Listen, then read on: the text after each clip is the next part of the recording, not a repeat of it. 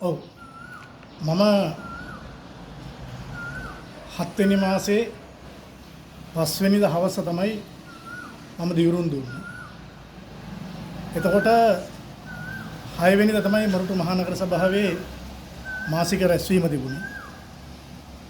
පස්සේ උදේ 9 මාට මම මාසික සභාව රැස්වීමට ගිහිල්ලා මාසික සභාව රැස්වීමේදී ඒ ස්තුති කතාව කරලා මම මහා සභාවට වාඩි වුණා. ඇත්තෙන්ම ඔබතුමා මට කිව්වා වසරකුත් මාසයක්කින් පසු තමයි මේ පුරප්පාඩුවේ පිරෙන්නේ කියලා. ඔව්. ඇත්තටම අප පක්ෂ නායකතුමා වත්මන් නායකයා ඒ වගේම ජාතික සංවිධායක එතුමා මේ ප්‍රශ්න ගැන අවබෝධයෙන් යුතුව කටයුතු කරපු නිසා තමයි මට ඒ වසරෙකුත් මාසයක් ඇතුළත ඉඳගන්න පුළුවන්කම ලැබුණේ. එදා ඉඳන්ම එයා හරි දේ තේරුම් ගත්තා. මොකද අපේ පක්ෂයේ මේ පුරප්පාඩුව තෝරනකොට මේ පැරදිච්ච අපේක්ෂකයන්ට තීරුවේ ප්‍රසන්ටේජ් එකට ප්‍රතිශතයට. අපේ පක්ෂ ලේකම්තුමා මේ මම ගිය හැම අවස්ථාවෙම කිව්වා ප්‍රතිශතෙන් මම තමයි ඉහළින්ම ඉන්නේ කියලා. පස්සේ අපේ ජාතික සංවිධායකතුමා අපේ පක්ෂ මේ මම හිතන්නේ ලේකම්තුමාත් ඒ කතා කළ වෙන්නේ නැති. ඒ තිබිච්ච නම අයින් කරලා විරෝධතාවල් වලටත් මම හිතන්නේ බලලා මොකද පක්ෂයේ අනිත් අයවත් ප්‍රශ්නයක් ඇති නොවන පරිදි කටයුතු කරන්න ඕන කියන මතේ පක්ෂයක් අපේ පක්ෂය සෑමීටම ඉන්න පක්ෂයක්. ප්‍රජාතන්ත්‍රවාදී ගරුකරන පක්ෂයක්. ඉතින් ඒකෙන් වෙන්නේ නැති යම් ප්‍රමාදයක් වෙලා හෝ වේවා මට මේ ගිය 5 වෙනිදාට දියුණු දෙන්න මට ලැබුණා. ඉතින් මම 6 වෙනිදා ඉඳගත්තා.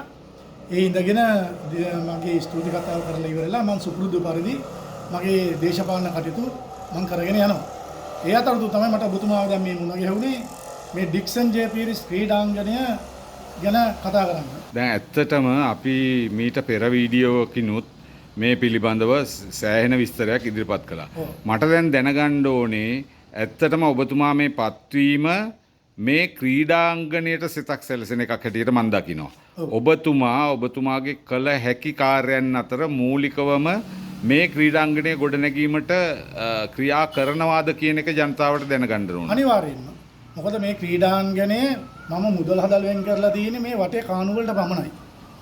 මේක පස්පුරවල අද ඉතාමත් හොඳ තත්ත්වයට ගේන්න කැපවීම කරේ මට නිලධාරීන්ගේ පූර්ණ සහයෝගය මට හම්බ වුණා. මොකද මේ කොට්ටාසෙට පමණක් නෙමෙයි එක කාලයක් තිබුණා මුළු මොරටු මුල්ල කොට්ටාසෙටම සංවර්ධනය කටයුතු කරන්න මම විතරයි පත් වෙලා තිබුණේ. ඉතින් අපේ හිටපු ජනාධිපතිතුමා මහින්ද රාජපක්ෂ මැතිතුමා ඒ කාලේ හැම පළාත් පාලන ආයතනයකම යම්කිසි මුදල් ප්‍රමාණයක් එව්වා. ඉතින් ඒ එවීම තුලින් ඒකේ මම උපරිම ප්‍රයෝජන ගත්තා මගේ කොට්ටාසෙට. ඒකේ විශේෂ දැනක් දුන්නේ මම මේ ග්‍රවුන්ඩ් එකට. ඔව් එතකොට දැන් ඉදිරියේදී ඔබතුමා කොහොමද දැන් මේකට යෝජනාවක් ගේන්නේ? දැන් ඇත්තටම දැන් ඔබතුමාට මම පෙන්නන්නම් මේ ඇතුළට ගිහිල්ලා බැලුවම ඇත්තටම මේක අර ඉස්සෙල්ලා වෙලක් මේ දැන් ඇවිල්ලා දැනුත් වෙලකට හපන් නේද?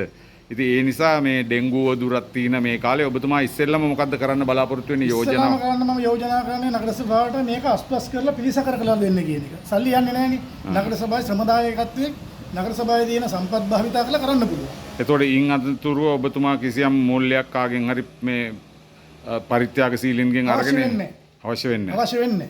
ඒ කියන්නේ මේ ග්‍රවුන්ඩ් එක හදන විදිය මම දන්නවා. මම හදලා හැදුවෙත් මම හින්දා අර ඒ අතරතුර අර යහ පැත්තේ මේ පහුගිය දවස්වල අර දික්වා මේ වියසනි ආපු කාලේ හැමතැනම ගස් ටික ගෙනලා දැම්මෙත් මේකට.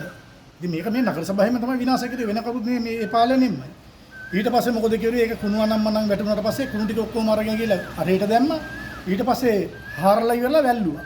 ඉතින් බලන්න මේ අපේ නිලධාරී මේ මොලයක් තියෙන නිලධාරී මේ කරන වැඩ.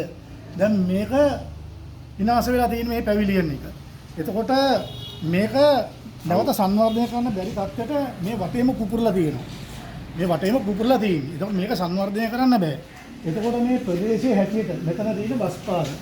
එතකොට මෙතන බිල්ඩින් එකක් හදලා කවර් කෙරුවට පස්සේ කිසිම දෙයක් පේන්නේ නැහැ යහපැත්තේ. ග්‍රවුන්ඩ් එක වැහිලා තියෙන්නේ.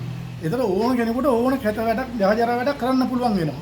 එතකොට මේවායෙන් ආරක්ෂා කරලා මේ ප්‍රදේශයේ කටයුතු නිවැරදිව කරන්න නම් අපි පැවිලියන් එක හදන්න ඕනේ යහපැත්තේ. එහෙමයි කරන්නේ. විතර නෙමෙයි.